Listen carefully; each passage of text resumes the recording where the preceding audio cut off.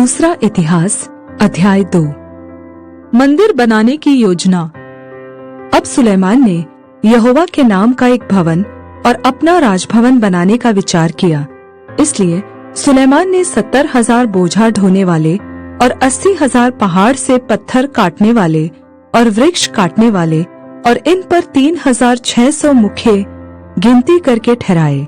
तब सुलेमान ने सोर के राजा हिराम के पास कहला भेजा, जैसा तूने मेरे पिता दाऊद से बर्ताव किया, अर्थात उसके रहने का भवन बनाने को देवदार भेजे थे, वैसा ही अब मुझसे भी बर्ताव कर। देख, मैं अपने परमेश्वर यहोवा के नाम का एक भवन बनाने पर हूँ कि उसे उसके लिए पवित्र करूँ और उसके सम्मुख सुगंधित धूप जलाऊं और नित्य भेंट की रोटी उसमें रखी जाए और प्रतिदिन सवेरे और सांझ को और विश्राम और नए चांद के दिनों में और हमारे परमेश्वर यहोवा के सब नियत पर्वों में होम बलि चढ़ाया जाए। इज़राइल के लिए ऐसी ही सदा की विधि है। जो भवन मैं बनाने पर हूँ वह महान होगा, क्योंकि हमारा परमेश्वर सब देवताओं में महान है। परंतु किसमें इतनी शक्ति है कि उसके लिए भवन बनाए? वह तो स्वर्ग में वरन सबसे ऊंचे स्वर्ग में भी नहीं समाता। मैं क्या हूँ कि उसके सामने धूप जलाने को छोड़ और किसी विचार से उसका भवन बनाऊं? इसलिए अब तू मेरे पास एक ऐसा मनुष्य भेज दे जो सोने, चांदी, पीतल, लोहे और बैंगनी, लाल और नीले कपड़े की कारीगरी में निपुण हो और नक्काशी भी जानता हो, कि वह मेरे पिता दाऊद के ठहराए हुए निपुण मनुष्यों के साथ होकर जो मेरे पास यहूदा और यरूशलेम में रहते हैं काम करे।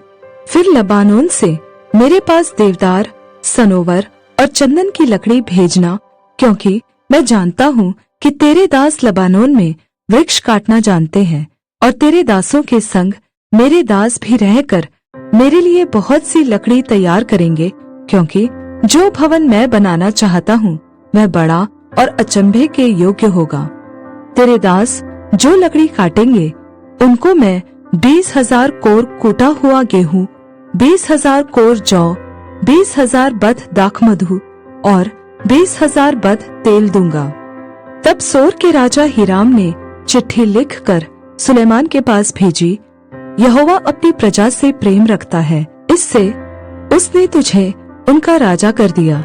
फिर हिराम ने यह भी लिखा, धन्य है इज़राइल का परमेश्वर यहोवा, जो आकाश और पृथ्वी का सृजनहार है, और उसने दाऊद राजा को एक बुद्धिमान, चतुर और समझदार पुत्र दिया है, ताकि वह यहोवा का एक भवन और अपना राजभवन भी बनाए।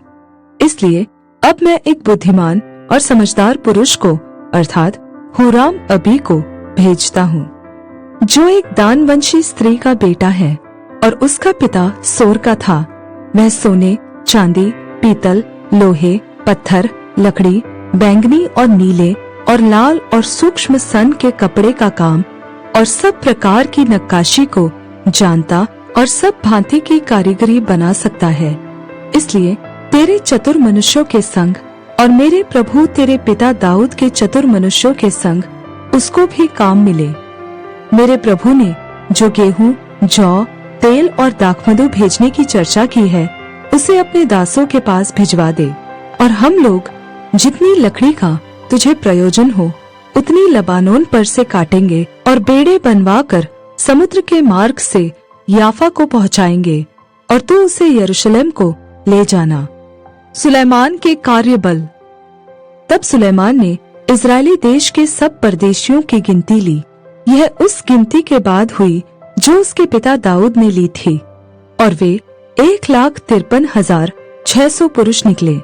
उनमें से उसने 70,000 बोझ ढोने वाले, 80,000 पहाड़ पर पत्थर काटने वाले और वृक्ष काटने वाले और 3,600 उन लोगों से काम कराने वाले मुखिया नियुक्त किए।